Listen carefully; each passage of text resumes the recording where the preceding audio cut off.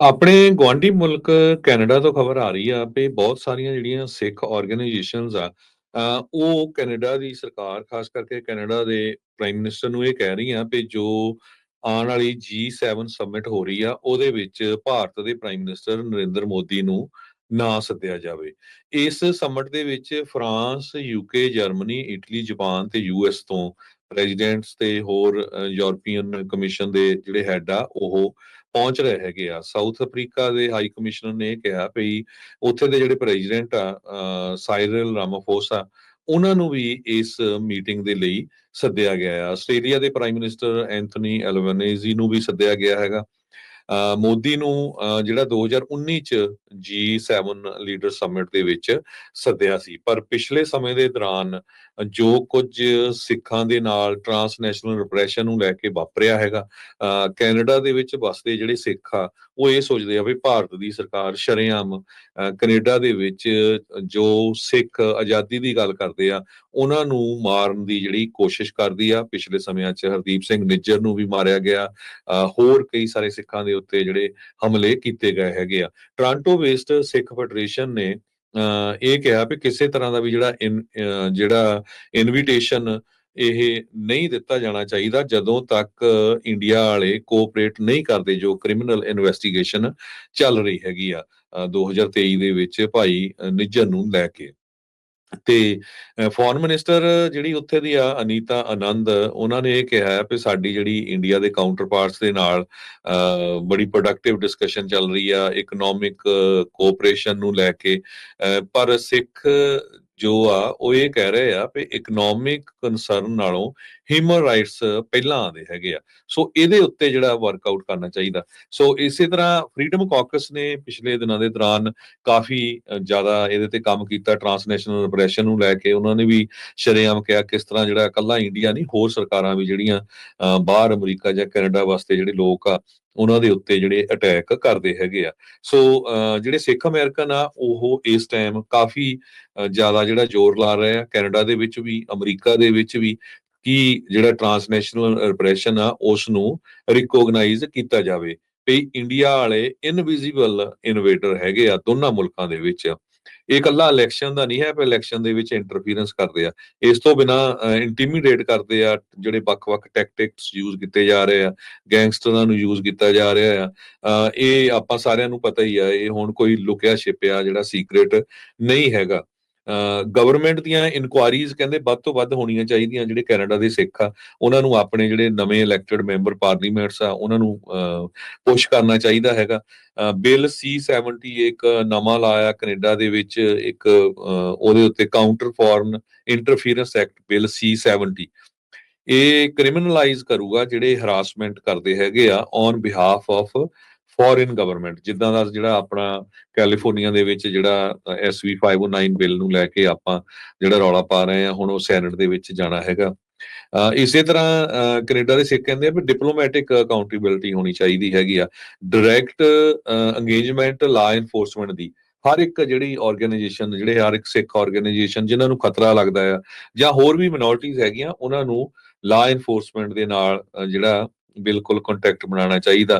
ਹਰਦੀਪ ਸਿੰਘ ਨਿੱਜਰ ਹੋਣਾ ਦੀ ਅਸੈਸੀਨੇਸ਼ਨ ਨੂੰ ਲੈ ਕੇ ਗੁਰਦੁਆਰਾ ਸਾਹਿਬ ਦੇ ਵਿੱਚ ਇਹ ਬਿਲਕੁਲ ਜਿਹੜਾ ਹੈ ਕੱਲੇ ਉੱਥੇ ਦੇ ਮੈਂਬਰ ਪਾਰਲੀਮੈਂਟ ਨੂੰ ਮਿਲਣਾ ਚਾਹੀਦਾ। ਗਲੋਬਲ ਕੋਆਰਡੀਨੇਸ਼ਨ ਕਰਨੀ ਚਾਹੀਦੀ ਆ G7 ਦੇ ਉੱਤੇ, ਕਿਉਂਕਿ ਕੈਨੇਡਾ ਵਾਲੇ ਇਸ ਵਾਰੀ ਹੋਸਟ ਕਰ ਰਹੇ ਆ G7 ਨੂੰ।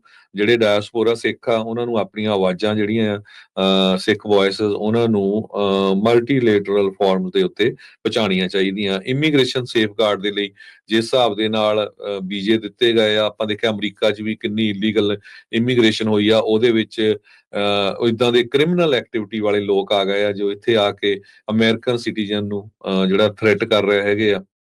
ਸੋ ਇਸ ਸਾਰੇ ਕਾਸੇ ਦੇ ਉੱਤੇ ਕਾਫੀ ਕੁਝ ਜਿਹੜੇ ਸਿੱਖ ਆ ਉਹ ਕਰ ਵੀ ਰਹੇ ਆ ਤੇ ਉਹਨਾਂ ਨੂੰ ਕਰਨਾ ਵੀ ਚਾਹੀਦਾ ਹੈ।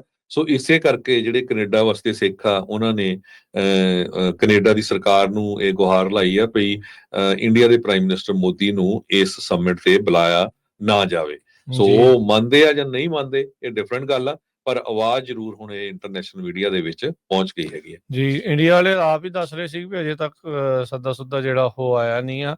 ਅਮਰੀਕਾ ਦੇ ਵਿੱਚ ਵੀ ਉਹ ਤੁਰੇ ਫਿਰਦੇ ਰਹੇ ਸੀਗੇ ਜਦੋਂ ਟਰੰਪ ਹੁਣਾਂ ਦੀ ਸਹੁੰ ਚੁੱਕ ਸਮਾਗਮ ਸੀਗੀ, ਉਸ ਟਾਈਮ ਦੇ ਉੱਤੇ ਵੀ ਕੁਛ ਜਿਹੜਾ ਉਹ ਪੱਲੇ ਨਹੀਂ ਸੀ ਪਿਆ ਉਸ ਟਾਈਮ ਤੇ। ਹਾਂ, ਬਾਅਦ ਦੇ ਵਿੱਚ ਮੋਦੀ ਜੀ ਦਾ ਜ਼ਰੂਰ ਆ ਕੇ ਜਿਹੜਾ ਉਹ ਗਿਆ ਸੀ ਇੱਥੇ। ਇਸੇ ਤਰੀਕੇ ਦੇ ਨਾਲ ਹੁਣ ਆਪਾਂ ਜਿਹੜਾ ਉਹ ਦੇਖ ਰਹੇ ਹਾਂ ਵੀ ਇਹਦੇ ਵਿੱਚ ਵੀ ਜੇ G7 ਦੇ ਵਿੱਚ ਜਿੱਦਾਂ ਤੁਸੀਂ ਦੱਸਿਆ ਵੀ ਕਿੰਨੇ ਜਿਹੜੇ ਆ 90s ਤੋਂ 2000 ਤੋਂ ਲਗਾਤਾਰ ਸੱਦਿਆ ਜਾਂਦਾ ਰਿਹਾ ਆ। ਇਸ ਵਾਰ ਅਜੇ ਜਿਹੜਾ ਪੂਰੀ ਤਰ੍ਹਾਂ ਖੁੱਲ੍ਹ ਕੇ ਜਿਹੜੀ ਉਹ ਗੱਲ ਸਾਹਮਣੇ ਜਿਹੜੀ ਉਹ ਨਹੀਂ ਆ ਰਹੀ। ਸੋ ਅੰਦਰ ਖਾਤੇ ਜੋ ਰਿਸ਼ਤਿਆਂ ਦੇ ਵਿੱਚ ਤਣਾਅ ਆ, ਇਹਦਾ ਮਤਲਬ ਉਸੇ ਤਰੀਕੇ ਦੇ ਨਾਲ ਬਰਕਰਾਰ ਜਿਹੜਾ ਉਹ ਚੱਲ ਰਿਹਾ, ਜੋ ਕਿ ਇੱਕ ਚੰਗੀ ਗੱਲ ਇਸ ਗੱਲ ਦੀ ਆ ਜੇ ਆਪਾਂ ਆਪਣੇ ਪੱਖ ਤੋਂ ਸਿੱਖਾਂ ਦੇ ਪੱਖ ਤੋਂ ਦੇਖੀਏ, ਮਾਈਨੋਰਟੀਜ਼ ਦੇ ਪੱਖ ਤੋਂ ਜਿਹੜਾ ਉਹ ਦੇਖੀਏ ਵੀ ਭਾਈ ਜੇ ਤੁਹਾਡੇ ਮੁਲਕ 'ਚ ਆ ਕੇ ਤੁਹਾਡੇ ਬੰਦੇ ਨੂੰ ਕੋਈ ਮਾਰਦਾ, ਅਸੈਸੀਨੇਟ ਕਰਦਾ ਆ, ਜਿੱਥੇ ਦੂਜੀ ਸਰਕਾਰ ਦਾ ਉਹਦੇ ਵਿੱਚ ਹੱਥ ਹੋਣ ਦਾ ਦਾਅਵਾ ਜਿਹੜਾ ਉਹ ਹੁੰਦਾ ਆ, ਉੱਥੇ ਦਾ ਪ੍ਰਧਾਨ ਮੰਤਰੀ ਏਦਾਂ ਦੀਆਂ ਚੀਜ਼ਾਂ ਨੂੰ ਜਿਹੜਾ ਉਹ ਪੇਸ਼ ਕਰਦਾ ਆ, ਮੂਹਰੇ ਆਪ ਆ ਕੇ ਜਿਹੜਾ ਉਹ ਕਹਿੰਦਾ ਆ, ਤੇ ਇਸ ਤਰੀਕੇ ਦੇ ਨਾਲ ਤਾਂ ਫਿਰ ਕਰਨਾ ਹੀ ਪੈਣਾ ਆ। ਅਦਰਵਾਈਜ਼ ਤਾਂ ਫਿਰ ਮਤਲਬ ਹੀ ਨਹੀਂ ਜਿਹੜਾ ਸੋਵਰਨਿਟੀ ਦਾ ਕੋਈ ਜਿਹੜਾ ਉਹ ਰਹਿ ਜਾਣਾ। ਸੋ ਭਾਰਤ ਇਸ ਟਾਈਮ ਜੈ ਸ਼ੰਕਰ ਦੀ ਵਿਦੇਸ਼ ਨੀਤੀ ਦੀ ਬੜੀ ਦੁਨੀਆ ਬੱਲੇ-ਬੱਲੇ ਜਿਹੜੀ ਉਹ ਕਰਦੀ ਸੀ ਵੀ ਲੈ ਵੀ ਇਹਨੇ ਏਦਾਂ ਕਰਤਾ, ਓਦਾਂ ਕਰਤਾ। ਪਾਕਿਸਤਾਨ ਵਾਲੇ ਮਾਮਲੇ ਦੇ ਵਿੱਚ ਵੀ ਜਿਹੜੀ ਉਹ ਹੋਈ ਆ, ਚਾਈਨਾ ਤੇ ਪਾਕਿਸਤਾਨ ਨਾਲ ਤੋਂ ਇੱਕ ਹਿਸਾਬ ਦੇ ਨਾਲ ਹਾਰ ਖਾਣ ਤੋਂ ਬਾਅਦ 'ਚ ਇਸ ਟਾਈਮ ਅਲੱਗ-ਥਲੱਗ ਜਿਹਾ ਜਿਹੜਾ ਭਾਰਤ ਆ ਉਹ ਪਿਆ ਆ। ਸੋ ਇਹਨਾਂ ਦੀ ਜਿਹੜੀ ਡਿਪਲੋਮੇਸੀ ਆ ਜਾਂ ਇਹਨਾਂ ਦੀ ਜਿਹੜੀ ਕੂਟਨੀਤੀ ਉਹ ਇਸ ਟਾਈਮ ਚੰਗਾ ਗੋਤਾ ਜਿਹੜੀ ਉਹ ਖਾ ਰਹੀ ਆ। ਜੀ ਹਾਂ। ਸੋ ਇਹਦੇ ਵਿੱਚ ਕੋਈ ਦੌਰ ਇਥਿਓਪੀਆ ਵਰਗੇ ਜਿਹੜੇ ਮੁਲਕਾਂ ਤੋਂ ਬਿਆਨ ਜਿਹੜੇ ਉਹ ਦਿਵਾਉਣੇ ਪੈ ਰਹੇ ਆ ਇੰਡੀਆ ਨੂੰ ਵੀ, ਜਿਹੜਾ ਅਸੀਂ ਹਮਲਾ ਕੀਤਾ ਸੀ ਪਾਕਿਸਤਾਨ ਦੇ ਉੱਤੇ, ਜਿਹੜੇ ਅਟੈਕ ਕੀਤੇ ਸੀ ਜੀ ਅਸੀਂ, ਜਿਹੜੇ ਅੱਡਿਆਂ ਦੇ ਨੂੰ ਜਿਹੜਾ ਨਿਸ਼ਾਨਾ ਬਣਾਇਆ ਸੀ, ਉਹ ਬਿਲਕੁਲ ਜਾਇਜ਼ ਜਿਹੜੀ ਉਹ ਗੱਲ ਆ। ਕੋਈ ਵੀ ਵੱਡਾ ਮੁਲਕ ਉਹ ਸਾਹਮਣੇ ਨਹੀਂ ਆਇਆ। ਉਹਦੇ ਵਿੱਚ ਗੱਲ ਇਹ ਵੀ ਰਹੀ, ਜਹਾਜ਼ ਵੀ ਸਟਾਲੇ, S-400 ਦਾ ਵੀ ਜਿਹੜਾ ਉਹ ਰੌਲਾ ਪੈ ਗਿਆ ਆ। ਕਈ ਮਿਲਟਰੀ ਵੈਬਸਾਈਟਸ ਦਾਅਵਾ ਕਰ ਰਹੀਆਂ ਵੀ ਹਾਂ ਉਸ ਨੂੰ ਨੁਕਸਾਨ ਜਿਹੜਾ ਉਹ ਪਹੁੰਚਿਆ ਹੋ ਸਕਦਾ ਆ। ਸੋ ਏਦਾਂ ਦੀਆਂ ਜਿਹੜੀਆਂ ਚੀਜ਼ਾਂ ਤੋਂ ਬਾਅਦ ਦੇ ਵਿੱਚ ਇਸ ਟਾਈਮ ਭਾਰਤ ਅਲੱਗ-ਥਲੱਗ ਜਿਹਾ ਜਿਹੜਾ ਹੋਇਆ ਪਿਆ ਆ। ਹਾਂ, ਉੱਥੇ ਡੀਂਗਾ ਜ਼ਰੂਰ ਹਾਕਦੇ ਆ ਹਰਜੋਤ ਸਿੰਘ ਜੀ ਵੀ ਚੌਥੀ ਸਭ ਤੋਂ ਵੱਡੀ ਜਿਹੜੀ ਅਸੀਂ ਜੀ ਇਕਨੋਮਿਕ ਪਾਵਰ ਬਣ ਗਏ ਆ। ਉੱਥੇ ਆਮ ਲੋਕਾਂ ਦਾ ਹਾਲ ਦੇਖੋ, ਗਰੀਬੀ 'ਚ, ਗੁਰਬਤ ਦੇ ਵਿੱਚ ਉਸੇ ਤਰੀਕੇ ਦੇ ਨਾਲ ਲੋਕ ਜਿਹੜੇ ਉਹ ਫਸੇ ਪਏ ਆ। ਹਾਲਾਤ ਇੰਨੇ ਕੁ ਮਾੜੇ ਆ, ਮਹਿਜ ਕੁਛ ਕੁ ਚੁਣਿੰਦਾ ਹਜ਼ਾਰ, ਕੁਛ ਹਜ਼ਾਰ ਲੋਕਾਂ ਦੇ ਕੋਲ ਭਾਰਤ ਦੀ ਜਿਹੜੀ ਮੇਨ ਸੰਪੱਤੀ ਜਿਹੜੀ ਇਸ ਟਾਈਮ ਉਹ ਪਹੁੰਚੀ ਪਈ ਆ। ਆਮ ਲੋਕਾਂ ਦਾ ਹਾਲ ਉਸੇ ਤਰੀਕੇ ਦੇ ਨਾਲ ਮਾੜਾ ਆ। ਪਰ ਕੈਪੀਟਾ ਇਨਕਮ ਦੇ ਵਿੱਚ ਇੰਡੀਆ ਅਜੇ ਵੀ ਬਹੁਤ ਥੱਲੜਲੇ ਮੁਲਕਾਂ ਦੇ ਵਿੱਚ ਉਸ ਦਾ ਨਾਮ ਜਿਹੜਾ ਆਉਂਦਾ ਆ। No doubt population wise export import ਕਰਕੇ ਸਮਾਨ ਬਣਦਾ ਹੈ, ਉਹਦੇ ਕਰਕੇ ਲੱਗਦਾ ਵੀ ਉਹਨਾਂ ਦੀ ਬੜੀ ਸੋਹਣੀ ਇਕੋਨਮੀ ਜਿਹੜੀ ਆ ਉਹ ਅੱਗੇ ਚੱਲ ਰਹੀ ਆ। ਪਰ ਅੰਦਰ ਖਾਤੇ ਉੱਥੇ ਕੰਮ ਜਿਹੜਾ ਪੂਰਾ ਖੋਖਲਾ ਹੀ ਬਣਿਆ ਪਿਆ ਹੋਇਆ ਆ। ਅਜੇ ਰਸ਼ੀਆ ਵਾਲਿਆਂ ਨੇ 2 ਦਿਨ ਪਹਿਲਾਂ ਕਾਫੀ ਵੱਡਾ ਝਟਕਾ ਜਿਹੜਾ ਇੰਡੀਆ ਨੂੰ ਦਿੱਤਾ ਹੈ। ਰਸ਼ੀਆ ਦੇ ਪ੍ਰੈਜ਼ੀਡੈਂਟ ਵਲਾਡੀਮੀਰ ਪੁਟਿਨ ਨੇ ਪਾਕਿਸਤਾਨ ਦੇ ਨਾਲ ਇੱਕ ਬਹੁਤ ਵੱਡੀ ਡੀਲ ਕੀਤੀ ਹੈਗੀ ਆ। ਇੱਕ ਮੈਗਾ ਪ੍ਰੋਜੈਕਟ $2.6 ਬਿਲੀਅਨ ਦਾ ਜਿਹੜਾ ਸਾਈਨ ਕੀਤਾ ਹੈਗਾ, ਜਿਹਦੇ ਨਾਲ ਜਿਹੜਾ ਇੰਡੀਆ ਦੀ ਸਰਕਾਰ ਆ ਉਹ ਇੱਕ ਤਰ੍ਹਾਂ ਨਾਲ ਹਿੱਲ ਗਈ ਆ ਵੀ ਅਸੀਂ ਤਾਂ ਜਿਸ ਟਾਈਮ ਦੇ ਉੱਤੇ ਅਮਰੀਕਾ ਯੂਕਰੇਨ ਦਾ ਪੂਰਾ ਸਾਥ ਦੇ ਰਿਹਾ ਸੀ, ਰਸ਼ੀਆ ਨੂੰ ਪੂਰਾ ਬਾਈਕਾਟ ਕੀਤਾ ਹੋਇਆ ਸੀ, ਉਸ ਟਾਈਮ ਉਹਨਾਂ ਤੋਂ ਤੇਲ ਖਰੀਦਦੇ ਰਹੇ ਹੈਗੇ ਆ, ਤੇ ਹੁਣ ਪਾਕਿਸਤਾਨ ਵਾਲਿਆਂ ਨੇ ਸਿੱਧਾ ਜਾ ਕੇ ਜਿਹੜਾ ਆ ਇਕਨੋਮਿਕ ਟਾਈਜ਼ ਉਹਨਾਂ ਦੇ ਨਾਲ ਓਪਨ ਕਰ ਲਈਆਂ ਪਾਕਿਸਤਾਨ ਦੇ ਨਾਲ। ਇਹ ਇੱਕ ਰਸ਼ੀਆ ਵੱਲੋਂ ਵੀ ਇੰਡੀਆ ਨੂੰ ਇੱਕ ਹੋਰ ਝਟਕਾ ਜਿਹੜਾ ਦਿੱਤਾ ਗਿਆ। ਜੀ, ਬਿਲਕੁਲ।